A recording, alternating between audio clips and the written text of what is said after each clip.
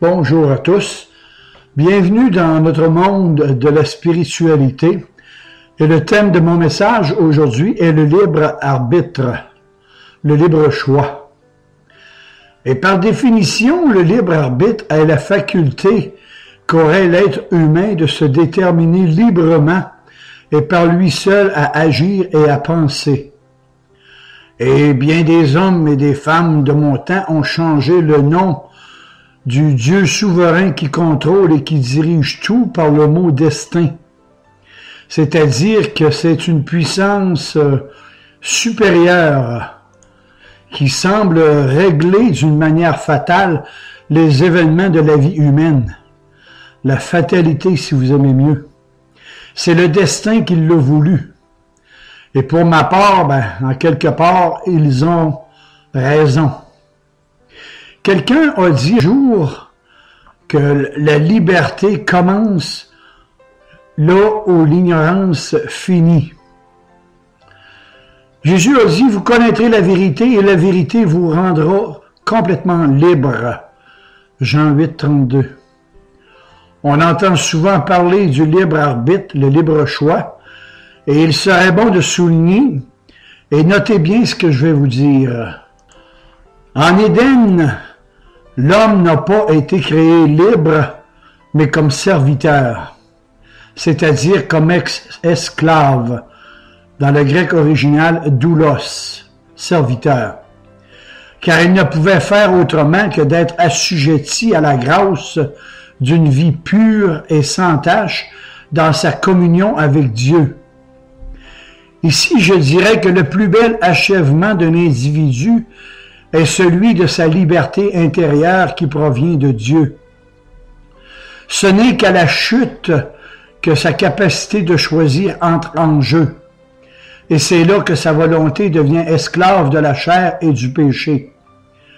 Le libre arbitre est une totale illusion et confusion qui vient de ce que l'homme a une entière conscience de ses actions, mais non des causes qui le déterminent à agir. L'homme n'est pas un empire dans un empire, mais fait partie de la substance infinie qu'il appelle Dieu. Faut dire que l'homme dispose bien d'une certaine liberté dans la mesure d'où il comprend avec sa volonté pourquoi il agit selon sa nature innée en lui. J'oserais dire que celui qui est libre est celui qui sait qu'il n'a pas de libre arbitre et qu'il agit par la seule nécessité de sa nature sans être contraint par des causes extérieures qui causent en lui des passions. En fait, si les hommes naissaient libres, ils ne formeraient aucun concept du bien et du mal. Car celui qui est libre est conduit par la seule raison qu'il n'a par conséquent que des idées adéquates. Quelqu'un a écrit ce qui suit. Moïse raconte que Dieu interdit à l'homme de manger le fruit de la connaissance du bien et du mal, et que dès qu'il en mangerait, il craindrait la mort plus qu'il ne désirait la vie. La base de la doctrine du libre arbitre est l'élément qui équivaut à prétendre que l'homme n'est pas absolument perdu. En fait, il lui resterait quelque chose de bon en lui, c'est-à-dire quelques capacités de louables, quelques capacités ou quelques aptitudes pour plaire à Dieu. Et tous ceux qui n'ont jamais été convaincus de péché, de justice et de jugement aiment cette doctrine du libre choix. Vous savez, si Dieu avait laissé Jésus dans le tombeau, où serait sa justice? Si Dieu avait laissé Jésus dans le tombeau, où serait sa justice? Jean 16, 8. C'est la doctrine de tous ces raisonneurs, de tous ces philosophes et de tous ces faux chrétiens. Et là-dessus, je vous propose sur Denis Doyon YouTube le numéro 36, les faux chrétiens, et vous me reviendrez là-dessus. Moi, je vous dis que cette doctrine est un autre nom similaire qui s'appelle le décisionnalisme. Et si tant soit plus, est aussi une hérésie. Et si Christ est venu pour sauver ce qui est perdu, et que la grâce du salut est uniquement pour ces élus déchus dans leur péché, et non pour tous les hommes, car le libre arbitre n'a pas sa raison d'exister. Cette hérésie a pour source Charles Finney au 19e siècle et a été très popularisée par Billy Graham au 20e siècle, vers les années 1955. Beaucoup d'églises de type évangélique ont adopté cette position très lucrative pour eux. Ce n'est pas que Dieu empêcherait l'homme de recevoir Christ, mais que son plan d'élection et de réprobation, exclusion si vous aimez mieux, ne peut être altéré. Et là-dessus, je vous propose le sermon numéro 79, la doctrine de l'élection de Dieu. J'irai plus loin. Mais lors même que Dieu présente tous les motifs possibles et emploie tout ce qui est capable d'agir sur le cœur de l'homme, cela ne sert qu'à démontrer que l'homme ne veut pas de Christ, car son cœur est tellement corrompu et sa volonté tellement déterminée à ne pas se soumettre à Dieu, car sa nature dépravée l'encourage à pécher et que rien ne peut le porter à recevoir le Seigneur et à abandonner le péché. Ou plutôt le contraire, car sa nature dépravée l'encourage à pécher et que rien ne peut le porter à recevoir le Seigneur et à abandonner le péché, car depuis la chute, la déviation est l'essence même de sa corruption. Il ne peut faire autrement que pécher. Si par ce terme, liberté de l'homme, on entend que personne ne peut le forcer à rejeter le Seigneur, car il le fait naturellement. Mais si on admet qu'à cause de la domination du péché dont il est esclave, et cela volontairement, il ne peut pas échapper à son état de choisir le bien, et en l'approuvant, il n'a aucune liberté car il ne se soumet pas à la volonté de Dieu. Plus encore, il ne le peut même pas. De sorte que ceux qui sont dans la chair ne peuvent pas plaire à Dieu. Romains 8:8. C'est certain que l'homme a la capacité de choisir en ce monde, parce que notre existence sociale en dépend, mais notre capacité est esclave de la chair et du péché. Elle ne peut pas en échapper malgré toutes les meilleures volontés du monde, y compris ses œuvres. Quelqu'un a dit que l'enfer est pavé de bonnes intentions. Or, c'est ici que nous touchons de près la vraie question. Est-ce que le vieil homme qui est changé, est-ce que le vieil homme qui est instruit et sanctifié, ou faut-il pour être sauvé que nous recevions une nouvelle créature? En fait, poser la question, c'est y répondre, et la réponse, elle est évidente. Et sur ce, je vous propose les sermons 154 et 155, la nouvelle naissance. Le caractère général de l'incrédulité de nos jours n'est pas de nier le christianisme comme autrefois. On ne rejette pas ouvertement Christ, on est beaucoup plus subtil. On l'accepte par un choix supposément libre, proposé généralement par une personne ecclésiastique qui vous incite à accepter Jésus comme votre sauveur personnel, que Dieu vous sauve de vos péchés par votre propre décision. Et les mouvements évangéliques charismatiques, que ce soit des pentecôtistes, baptistes ou autres, proclament ce genre de discours. Ils vous font sentir que sans Christ, vous êtes perdus, sans Dieu et sans espoir, sans cette acceptation de votre part. En fait, ils jouent avec les sentiments de l'homme, mais cette doctrine va à l'encontre de l'appel de Dieu dans sa souveraineté. C'est un appel psychologique qui est une contrefaçon de la vérité. En d'autres termes, c'est tout simplement un faux évangile. Leur répugnance à l'égard de la grâce toute pure, grâce inconditionnelle ou hyper grâce souveraine, les porte à la déformer avec une contrefaçon banalisée que l'on peut nommer grâce assujettie.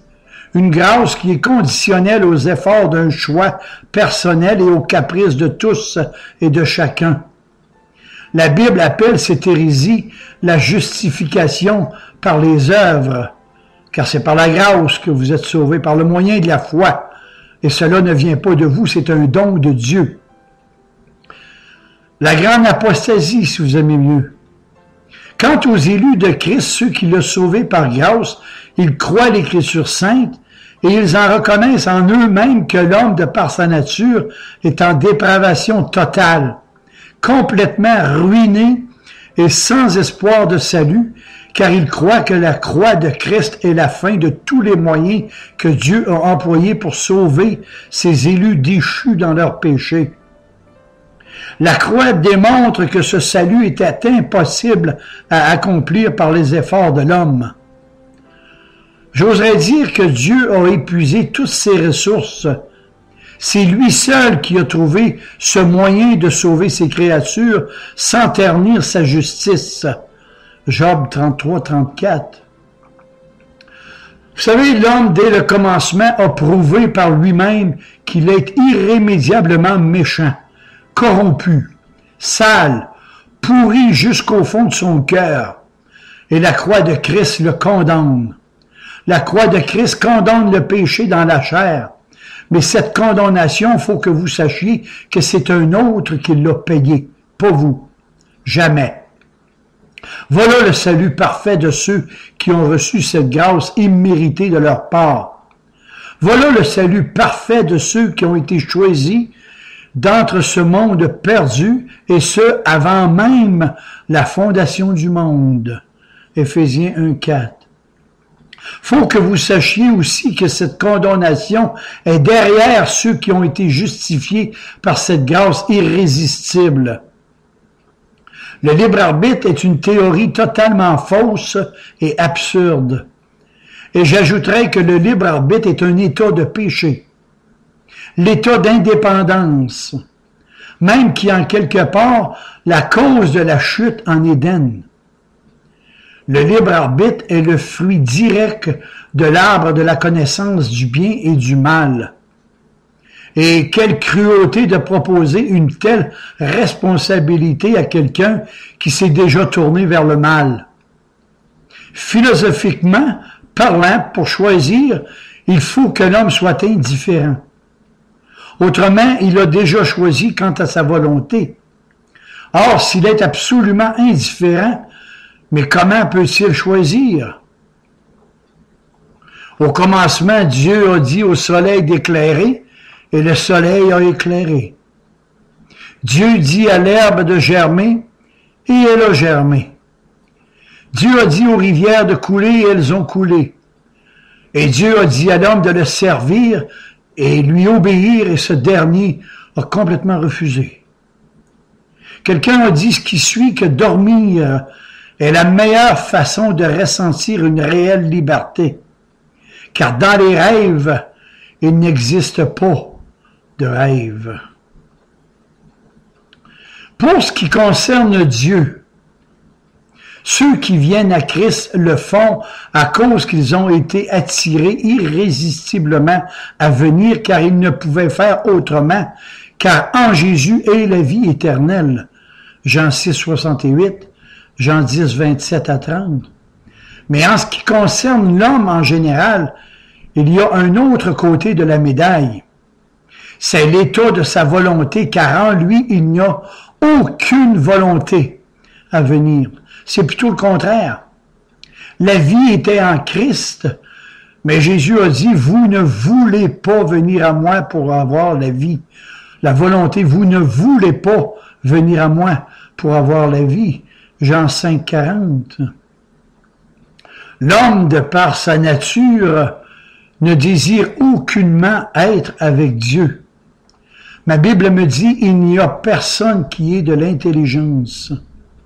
Il n'y a personne qui cherche Dieu. Tous sont corrompus. Tous sont pervertis. Romains 3, 10 à 18. Si les hommes seraient sages, ils comprendraient, il nous dit Deutéronome 32, 29. J'oserais dire que les hommes en général rejettent un amour qui humilie leur orgueil et ils détestent une lumière qui éclaire leur conscience. Et c'est pour ça qu'il est écrit, mais à tous ceux qui l'ont reçu, cette grâce, à tous ceux qui l'ont reçu, il leur a donné le droit de devenir des enfants de Dieu, à savoir ceux qui croient en son nom, lesquels sont nés, non du sang, ni de la volonté de la chair, ni de la volonté de l'homme, mais de la volonté de Dieu. Jean 1,12. Pire encore, l'homme, lorsqu'il veut faire le mal, lorsqu'il veut faire le bien, le mal est en lui. Mais comment peut-il accomplir le bien? Il ne le trouve pas, car il y a dans ses membres une loi qui le rend captif de la loi du péché qui existe dans ses propres membres. Romains 7, 14 à 25. Nul doute et grâce à Dieu qu'il y ait une délivrance, mais une délivrance opérée par un autre. Or, délivrance n'est pas liberté dans le sens général du mot. C'est ce qui est accordé et effectué par un autre. Et ce dont on a besoin, parce qu'on l'a appris par l'expérience et par l'enseignement divin, que l'on n'est pas libre et que l'on ne peut pas se soumettre, se rendre libre à soi-même, ce qui prouve que je n'étais pas libre avant de posséder Christ. Il est écrit, et je cite, « Car ce qui était impossible à la loi, en ce qu'elle était faible par la chair, Dieu ayant envoyé son propre Fils en ressemblance de la chair de péché et pour le péché, Dieu a condamné le péché dans la chair. Si donc le Fils vous a affranchi, vous serez réellement, véritablement libre. » Romains 8, 36. Or, ayant été affranchi du péché, vous êtes devenus esclaves de la justice. Maintenant affranchis du péché et esclaves de Dieu, vous en retirez pour fruit la sainteté et pour fin la vie éternelle. Romains 6, 18. Vous savez, nous ne pouvons pas par nous-mêmes nous donner la vie, ni nous engendrer nous-mêmes pour Dieu. En fait, spirituellement, nous sommes morts, complètement morts, nous dit Éphésiens 2.1. Et j'ajoute que la seule disposition d'un mort est la corruption et de se faire enterrer par les autres à la fin. Et sous la nouvelle alliance de la grâce, l'homme n'a plus de responsabilité car celle-ci a été transférée à Christ, qui lui prend la charge de notre vie entière dans laquelle nous devons marcher par la foi en lui, foi qui est la sienne et non la nôtre. Cette foi divine qui est attribuée par grâce à ces élus déchus dans leurs péchés, dans les mérites du sacrifice expiatoire et propitiatoire de Jésus-Christ, accompli à la croix du Calvaire. Et c'est là que Dieu a ainsi, comme je pourrais dire, oui, je disais que c'est là que Dieu a ainsi démontré qu'aucun motif n'est suffisant pour engager l'homme à venir.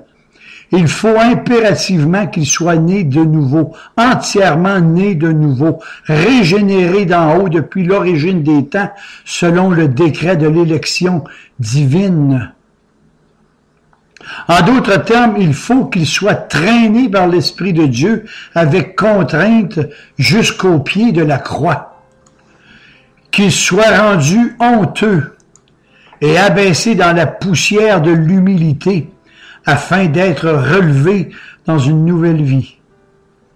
Les Écritures nous donnent l'histoire de tous les moyens que Dieu a employés envers l'homme, de tous les motifs qu'il a lui-même présentés, et le résultat final a été le rejet du Fils de Dieu et le jugement.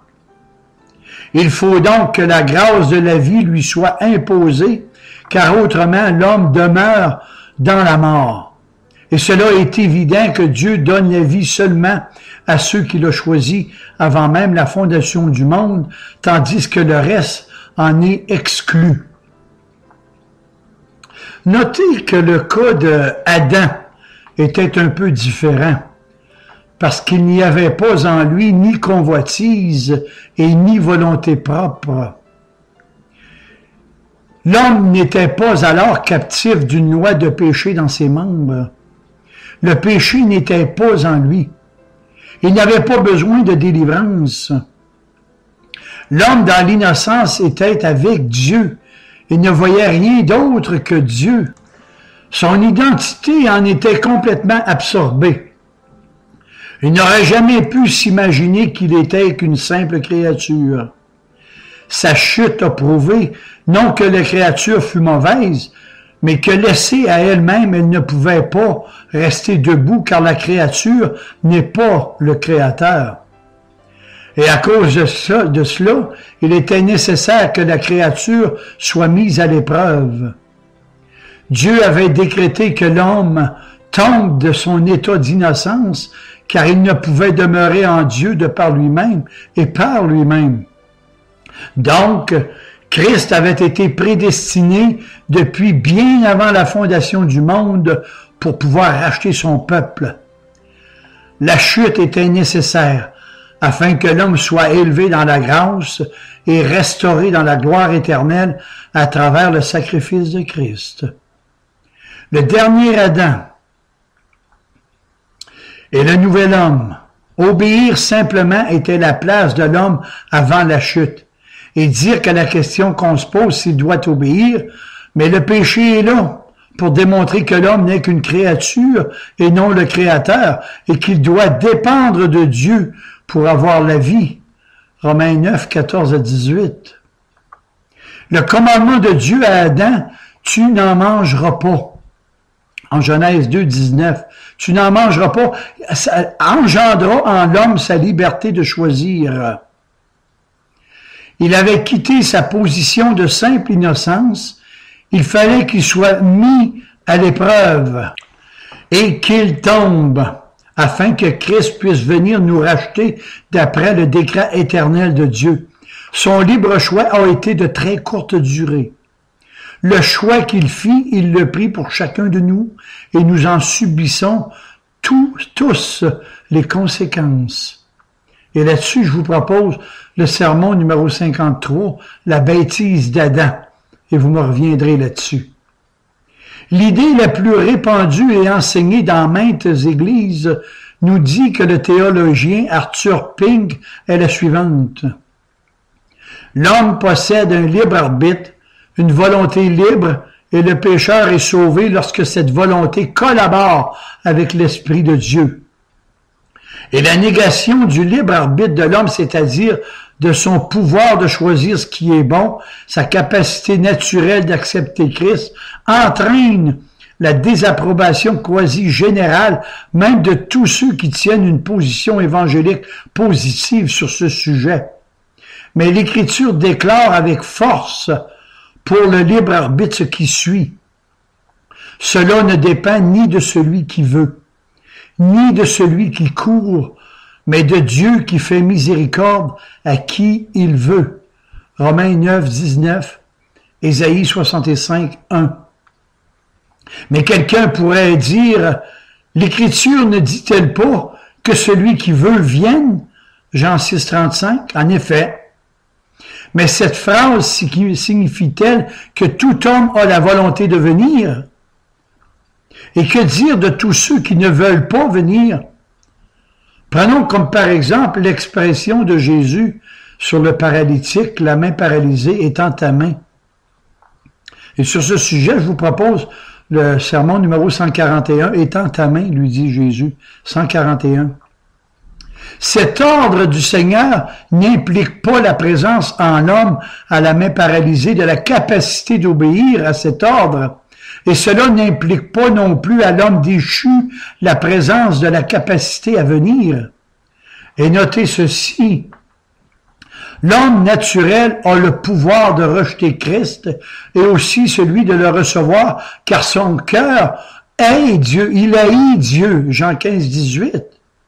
L'homme choisit selon sa nature, par conséquent, il ne peut choisir ou préférer le divin et le spirituel qu'à la condition qu'une nouvelle nature ne lui ait d'abord été communiquée. En d'autres termes, il doit être né de nouveau, c'est-à-dire régénéré d'en haut. Et plus précisément, être régénéré dès l'origine des temps éternels, Éphésiens 1, 4. Et pour avoir cette nouvelle naissance, il doit passer par la mort de Christ dans laquelle il est identifié. S'il ne meurt pas, il ne peut pas être régénéré et demeure dans sa perdition. Tel est le plan de Dieu dans l'élection et la réprobation dans la prédestination. Voyons-en maintenant à l'expérience véritable de tout chrétien. Et notez qu'il nous faut reconnaître que l'Esprit de Dieu a surmonté notre refus et nous a disposés à venir à lui par sa grâce irrésistible. Et voyez le sermon numéro 24, la grâce irrésistible, sur Denis Doyon YouTube, et vous me reviendrez encore là-dessus. Par contre, il n'a manifestement pas agi en tous, comme il l'a fait en nous, car cette application s'applique uniquement aux élus, à ceux qui ont été prédestinés d'avance. Un grand nombre ont entendu l'Évangile et compris le besoin de Christ sans toutefois vouloir venir à lui, car ils n'étaient pas désignés à venir. Il a donc accompli une œuvre plus puissante en nous qu'en eux. Et posons la question, la volonté de l'homme est-elle libre d'agir comme bon lui semble, ou une autorité extérieure le force à lui obéir? En fait, le sujet du libre arbitre sert à maintenir la prétention que possède l'homme naturel de ne pas être déchu de façon irrémédiable, car c'est l'aboutissement logique de cette doctrine. Quiconque n'est pas passé par une profonde conviction de péché croit dans une certaine mesure au libre arbitre. En fait, cet homme est sous la loi qui est la puissance du péché. C'est la source et la cause de toute action. Le péché a pénétré en lui et s'est répandu dans son entité. Il a aveuglé son intelligence, corrompu son cœur et séparé son esprit de Dieu. Sa volonté n'a pas échappé à son emprise. Elle est sous la domination du péché et du diable et par conséquent, elle n'est pas libre. Il est incurable, car nul ne cherche Dieu. Et trois choses sont indispensables pour le salut du pécheur.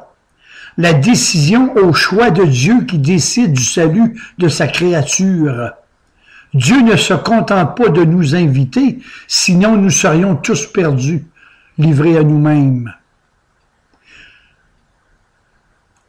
Et je termine par une illustration qu'on retrouve dans Esdras 1, 1-3. Et je paraphrase le texte. Dieu réveilla l'esprit du roi Cyrus, un Perse. Ce roi païen dit au peuple d'Israël, qui était en exil depuis 70 ans, captif en Babylone et en Perse. Et il dit, le roi Cyrus, « L'Éternel, le Dieu des cieux, m'a donné tous les royaumes de la terre. Et il m'a commandé de lui bâtir une maison à Jérusalem. Qui d'entre vous est son peuple, qu'il monte à Jérusalem et qu'il bâtisse la maison de l'Éternel? » Et dans ces textes, nous avons une offre proposée à un peuple en captivité, lui donnant l'occasion de partir et de retourner à Jérusalem, la ville sainte. Question. Est-ce que tout le peuple d'Israël en captivité, en exil, a répondu à cette offre? Pas du tout. La très très grande majorité se contenta de demeurer dans le pays de leurs ennemis. Seul un tout petit nombre, un faible reste, tira parti de cette offre de miséricorde. Pourquoi? Il est écrit, et je cite, « Tous ceux dont Dieu réveilla l'esprit se levèrent pour aller bâtir la maison de l'Éternel à Jérusalem. » Esdras 1,5. Et de nos jours, ce même Dieu réveille l'esprit de ses élus en son temps. Il les appelle au salut par sa grâce. Ils ne possèdent aucune volonté propre pour répondre à la proclamation de la parole vivifiante à laquelle ils ont été prédestinés. Ils sont régénérés dès l'origine des temps, mais leur conscience ne peut en saisir la révélation qu'au temps déterminé par Dieu, et plus encore, Dieu a déterminé que ce moment précis s'est produit à la croix pour ses brebis. Et lorsqu'il s'adresse aux non-convertis, bien souvent les prédicateurs de ce faux évangile dressent une analogie entre le cadeau ou don de l'évangile que Dieu offre aux pécheurs. Voici ce qu'ils disent. Voici un homme malade dans son lit d'hôpital et près de lui, sur sa table de chevet, il y a un remède miracle qui peut le sauver ou le guérir. Tout ce que cet homme doit faire, c'est d'étendre sa main et de saisir ce médicament qui peut le sauver. Je suis convaincu que certains d'entre vous ont sûrement entendu une histoire similaire dans ces églises.